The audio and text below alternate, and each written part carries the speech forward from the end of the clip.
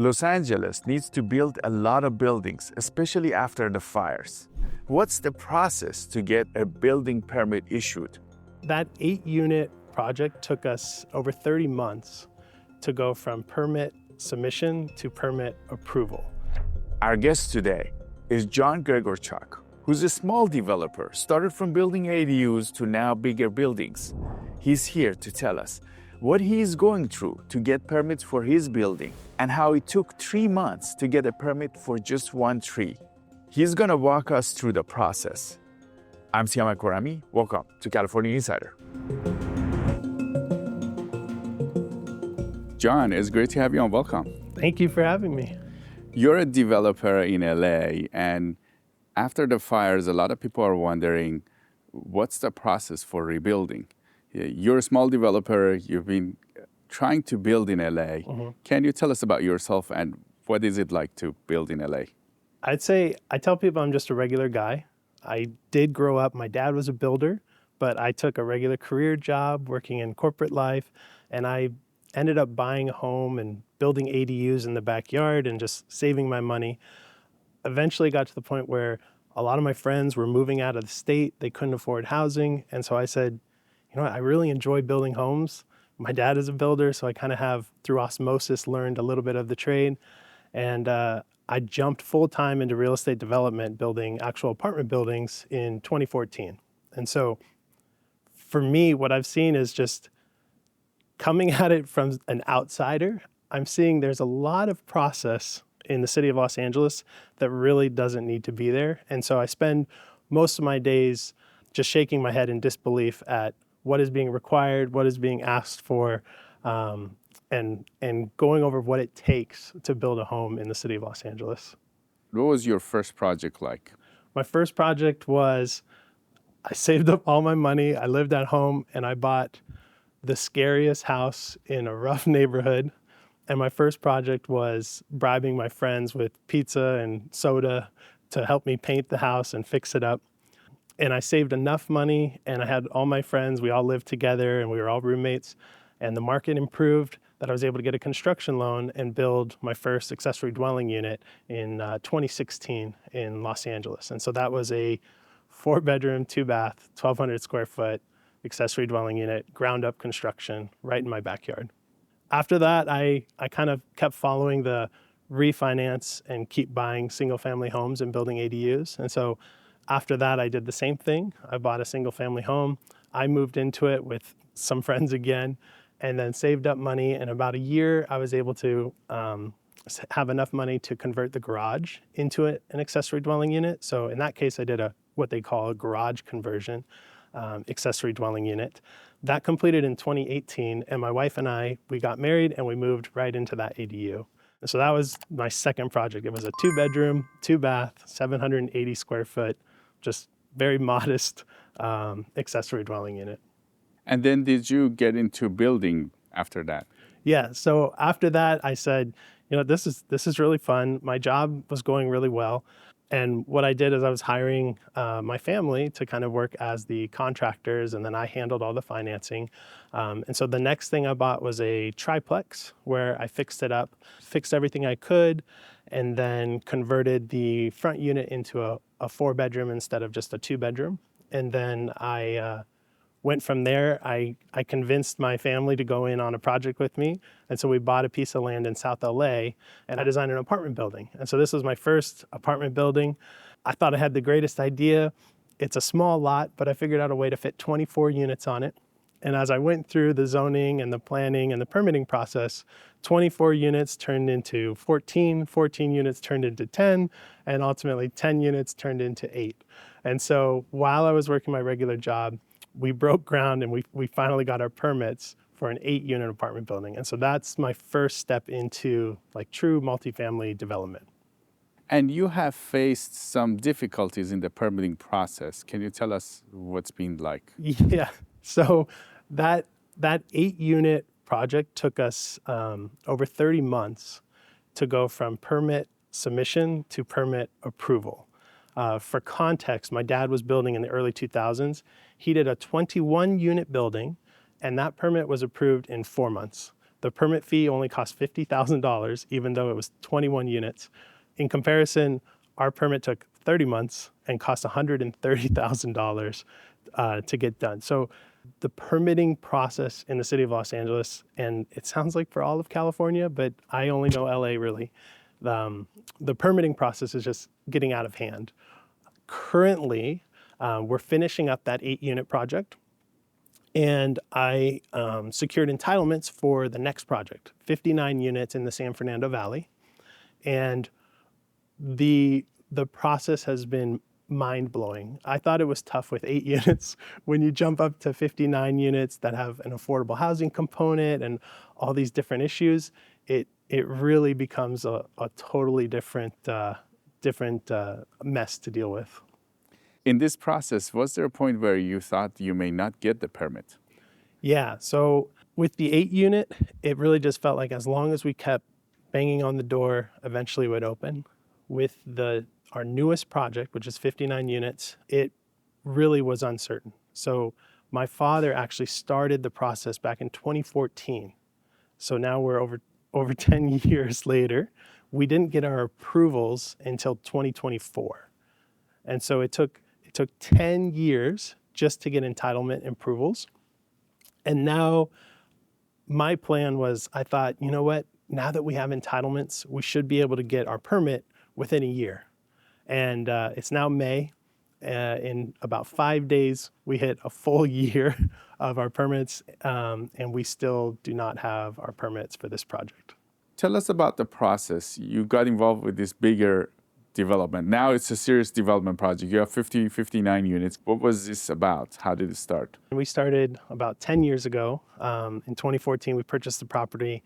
In the city of Los Angeles, properties all have special zonings, but then within a property, you can also get slices cut out of your property that have parking zonings. And so in the past, you couldn't build on parking. So when we first started, the first task was to take a commercial lot that had the parking lot zoned as parking and convert that strip of parking to the commercial zoning. In the past, this was a very easy task. The problem is in the city of Los Angeles, if you do a zone change, you have to get neighborhood approval on whatever project follows. And so when we came to just do a simple zone change to get rid of the strip of parking so we could build on it, neighborhood groups, the NIMBY groups, we call them, came out in force and came up with their own ideas for what should happen to the project. And so we went through about 8 years of trying to negotiate with the neighbors, with the city council, trying to come up with something. We had neighbors who said the project doesn't have enough affordable housing, it needs more affordable housing. We had neighbors who said the project has too much affordable housing and it's going to hurt their neighborhood values. Other neighbors came and said, well, it's already a hole in the ground because the previous developer had gone bankrupt in 2008. And they said, since there's already a hole, can you just build a community pool and donate that to the city? Part of the neighborhood complaints, people feel like since the developer needs their approval, they can negotiate and ask for whatever they want. So a neighbor came out and said that they were tired of commuting to their dental office and that our corner where we plan to build 59 homes would be best for his new dentist to move into. And so that neighbor wanted us to build a dental office so that he can have a dentist close to his home. And so we were going through years of these negotiations, really struggling to figure out how we could make this project happen. And eventually the state and the city came out with what they call transit-oriented developments. And for a split second, we had enough bus routes in the nearby vicinity that we were able to get approval to build on the parking strip without having to do a zone change, and we quickly submitted. But that process took 6 years or so before that change happened. And so we submitted for approvals in 2020. We finally received our approvals in May of 2024. And that's just to say, okay, you're approved to build this. And now for the last year, part of my full-time job, now that I'm a full-time real estate developer, has been getting those permits. And so that's where it's been eye-opening for me to see just exactly how the process works from an outside perspective. And every step of the way, I'm just, my mind is blown at what's being required in order to build a home in Los Angeles. California is not only setting trends in the US, but the whole world. We have some of the most and best products and best entrepreneurs across the globe. That's why we decided in California Insider to pick products that are made in California and let you know about them. Today we want to highlight House of Coffee. This is a coffee shop and coffee producer in California that we actually interviewed on the show. So you combine that art and science, and so that way you get a consistent, like really good cup of coffee. They're from San Francisco. They have a very important and amazing family legacy Well, that's my father's roasting style for whatever, 30, 40 years that he's done. that started multiple generations ago in Middle East, and now it's in San Francisco. They sent their coffee to us. We tried it. It was amazing. You can try it using the California Insider, CA Insider promo code, and they'll give you a 10% off. Let us know what you think of their coffee. The way they roast it is unique. So that process, so you guys had this lot in 2014. That process of getting approval from the community wouldn't have worked, essentially, from what it looks like. You guys got a chance to apply in a different way because Correct. from what it seems like you were at it for 6 years and you were not getting any results, right? Correct, yep. And then when you applied, because the state is pushing for housing, then it took 4 years. Correct. And so the crazy part about that is the city of Los Angeles right now is very, very, very worried about lawsuits and appeals and the what ifs if they approve a project. And so because we're right in the middle of the city and we're building needed housing, our project should have been exempt from CEQA because it's what they consider infill housing and by right housing.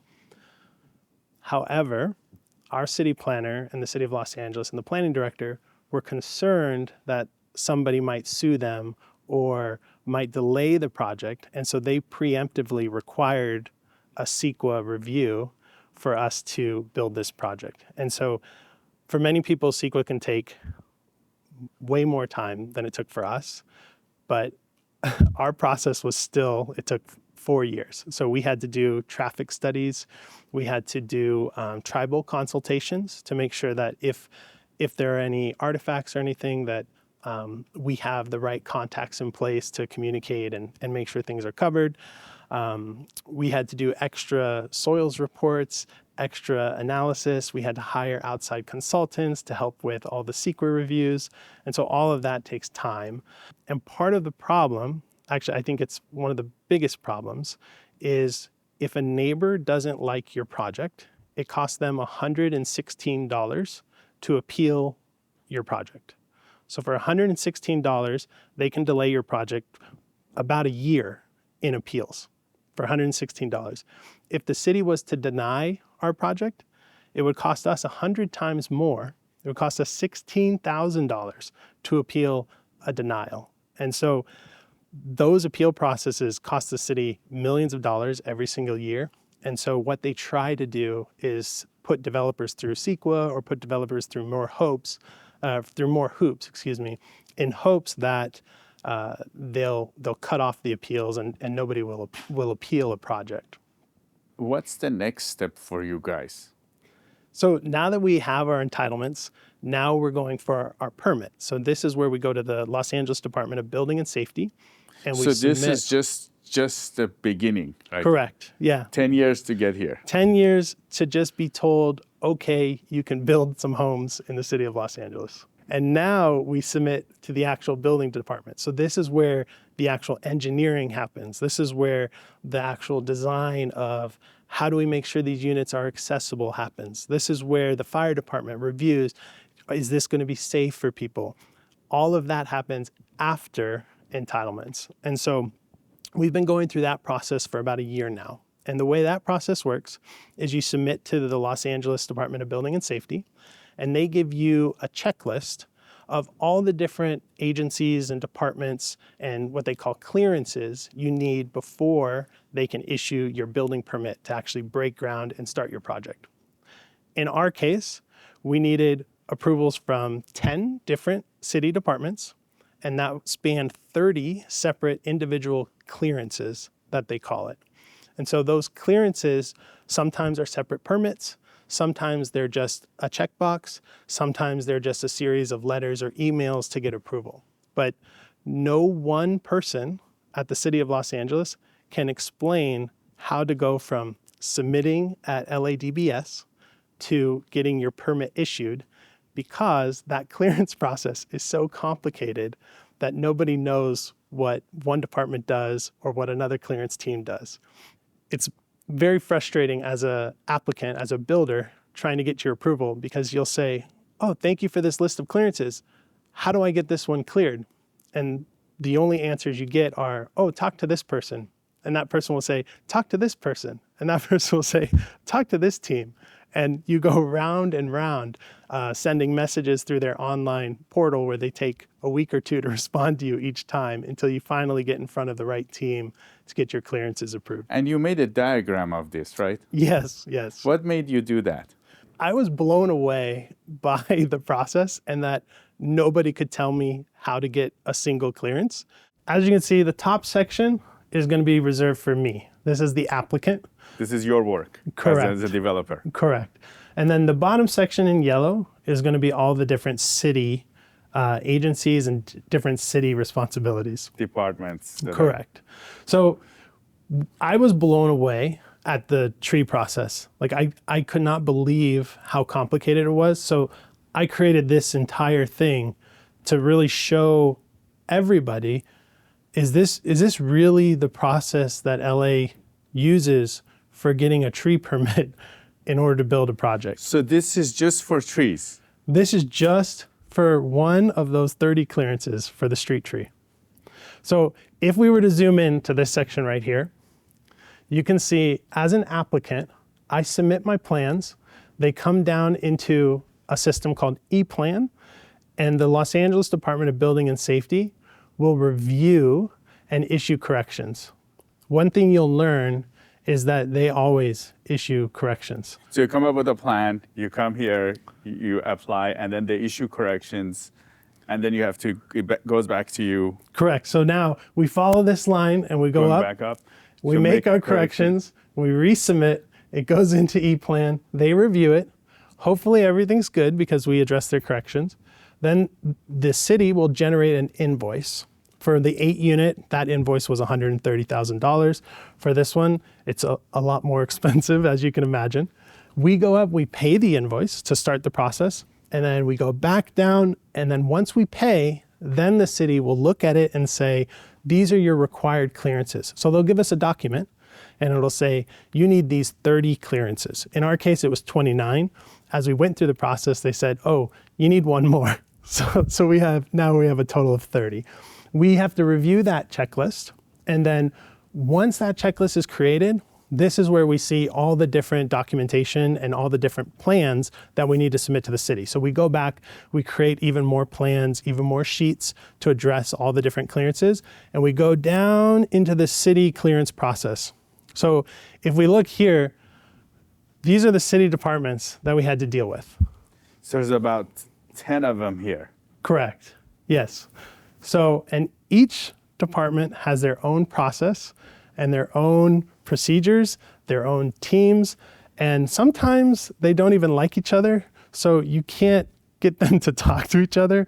You, as the applicant, have to be the one to coordinate between these different teams. And so in this example, I'm looking at one clearance, which is from Los Angeles Bureau of Engineering. So that's all the way here on the left. And we jump down into Bureau of Engineering, and we see Bureau of Engineering has all of these separate clearances that we have to deal with. Now, this street tree falls under driveways, sidewalks, and curbs. Now, you'll notice there's a Department of Transportation. Department of Transportation has their own driveways, sidewalks, and curb approval. A lot of these, they have different conflicting departments. Correct, yes.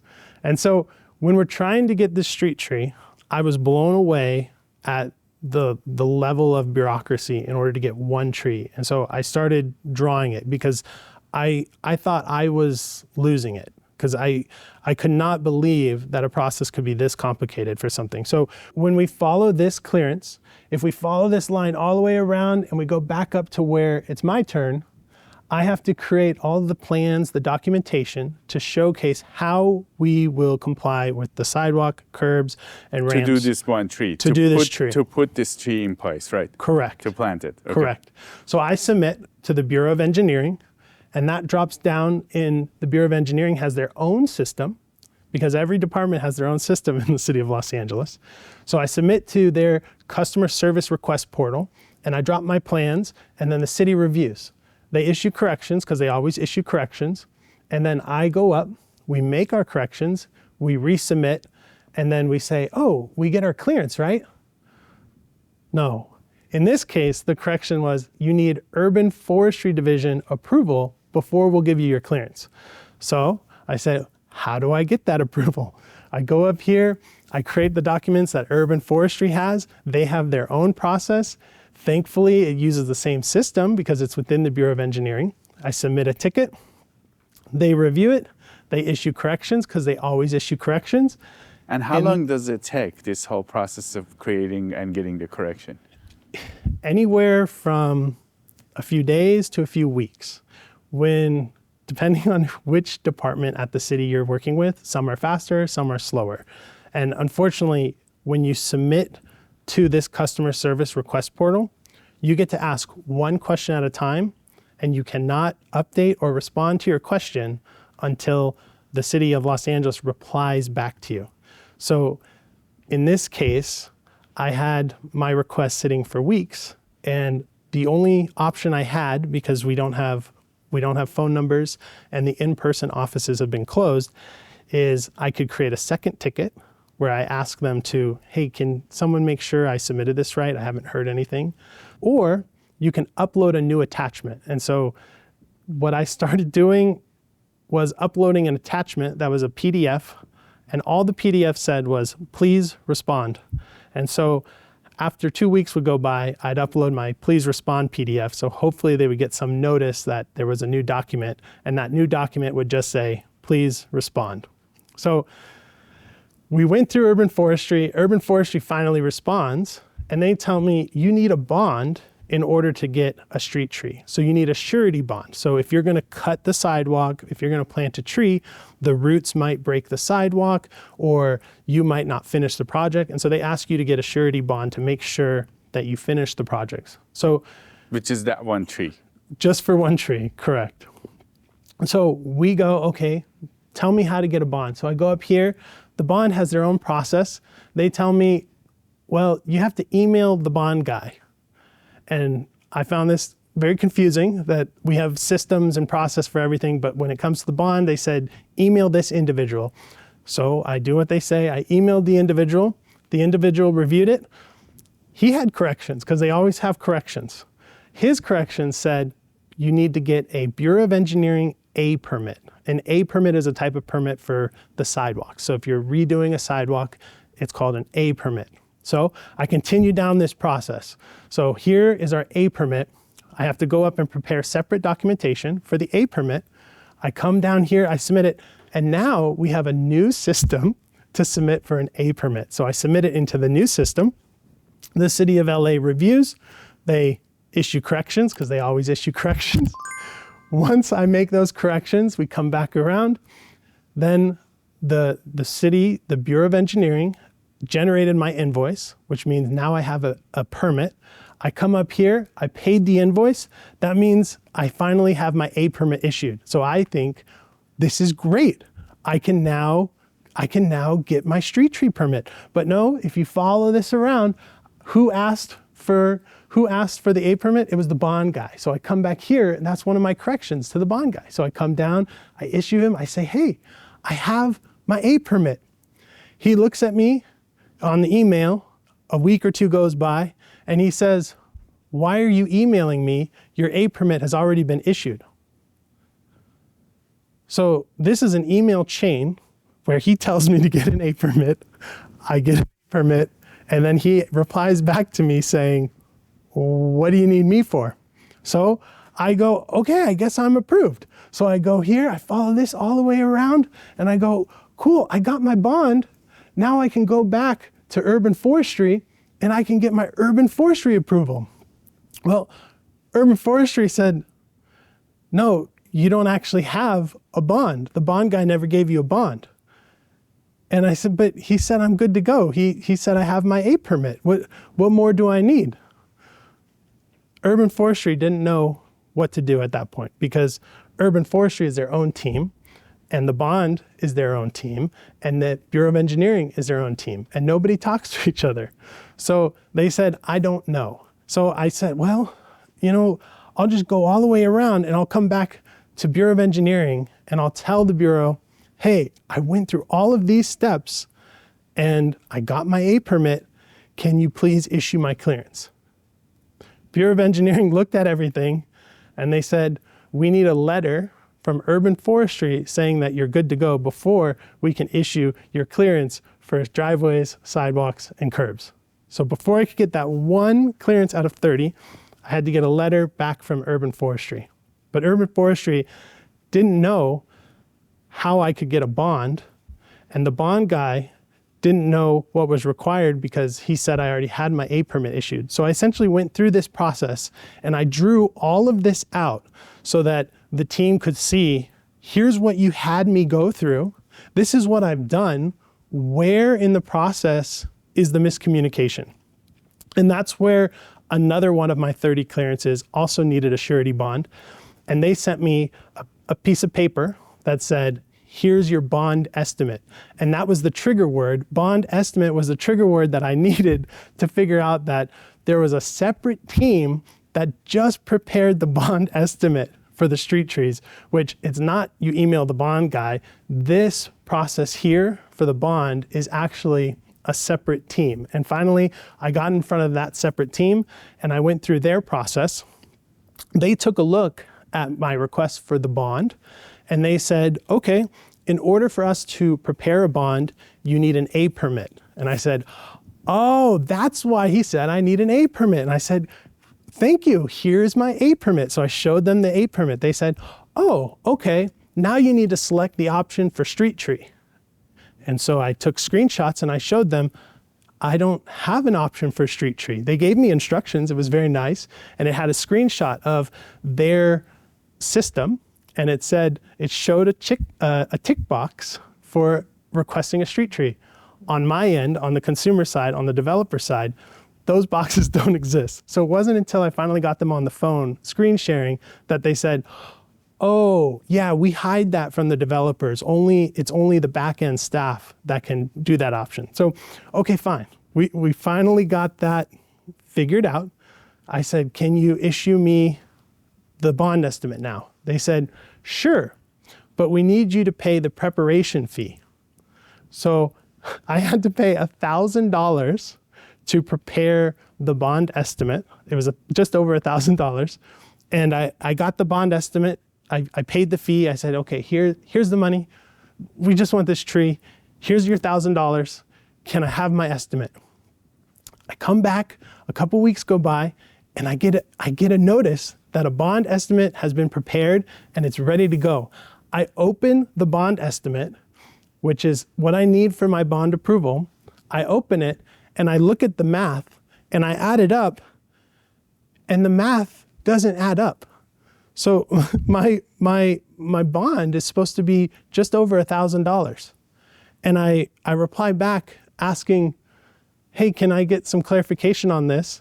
And weeks go by while the person who sent me the bond estimate explains to me that they don't know the process and can't tell me why the price is what it is.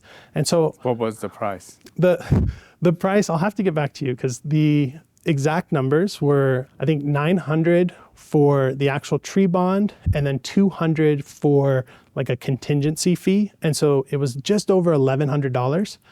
But the bond came out to be a $2,000 bond. So with my frustration, I just sent an email back saying, how does 900 plus 200 equal 2,000? And the response I got back from the city was, oh, for bond estimates, we round up to the next whole number. So at this point, I didn't know what to do. And I just started laughing because I could not believe the absurdity that was like this gigantic process. And to get so close to the end and have somebody who couldn't do basic addition tell me that 1,100 rounds up to $2,000. But I didn't care. This is a large project. We're very close to getting our permit. So I said, okay, fine. I'll pay it. I'll get the bond. We'll go through this process, this whole thing. I was so defeated. I said, I'll just pay it. I don't care that your math is not correct. I'll just pay it. They would not let me get the bond because they said the process at the city is changing. And so I went through all of this to get one tree, and we see the finish line, and they say, oh, please wait a week or two. We're changing the process. And so after going through all of this, again, I started in February, now it's May. After going through all of this, the Bureau of Engineering tells me we're no longer requiring bonds for street trees. And so, flabbergasted, I said, okay, great, no more bond. Since I don't need a bond, can you issue my clearance? Bureau of Engineering said, no, we can't till we get an approval from Urban Forestry. So I went back to Urban Forestry. Urban Forestry told me to wait 2 weeks. After 2 weeks, Urban Forestry says, oh, you no longer need this approval before you can get your building permit. So I went through all of this and I showed them this entire process to at the end be told, you know what, we're actually gonna get rid of the bond. Oh, and even better, we're gonna get rid of your urban forestry approval to issue your permit. And so it's now been almost 3 months, and instead of issuing my permit for my street tree, they've decided to just wipe it all out, and they told me, come back at the end of your project, and then we'll give you a permit for your street tree. So to this day, last week, I received an email from the Urban Forestry letting me know that they have sent a letter to the Bureau of Engineering, which is amazing that they're talking to each other, that they have sent a letter to the Bureau of Engineering letting the Bureau of Engineering know that I have satisfied our street tree clearance so that the Bureau of Engineering can issue our clearance for sidewalks, so that then we can then get our clearance and we can go back here and we can say 1 of 30 clearances has now been resolved. So thanks for sharing this with us. Now let's go back and talk about how we can potentially fix this for developers in LA. Yes, Because sure. you had a different experience in another county, right? I sure did, yes. So John, do you think they're changing this process? Yeah, so I think LA in general is seeing that the process across the board is broken and things are getting improved incrementally, which is a really good thing for building in Los Angeles. This process to remove the bond and remove the tree clearance is brand new. It just came out. I don't know if the frustration that I experienced is why this was changed, or if there's folks behind the scenes changing it at the same time. But either way, it's incredibly encouraging to see that there is movement to cut some of the red tape. And you had experience in other counties, right? In Los Angeles, we have a lot of systems, and you send in your message into the portal and you wait. Sometimes it's fast, sometimes it's weeks, but you don't know who you're talking to and you don't get a response. I'm considering projects in Ventura County now, and I reached out to a city in Ventura County, and within a couple hours, I got a response from the planning director who not only read my email and cared about it, actually researched the site that I was interested in and provided me 3 options that he thought would allow me to do the project that I wanted to do. This is in a matter of hours. And so for me as a builder in Los Angeles, I feel like I'm just getting beat up left and right. And when I sent the email to the county and that city in Ventura County, I was blown away by the customer service. It was a collaborative experience to see, oh, that's what you want to do.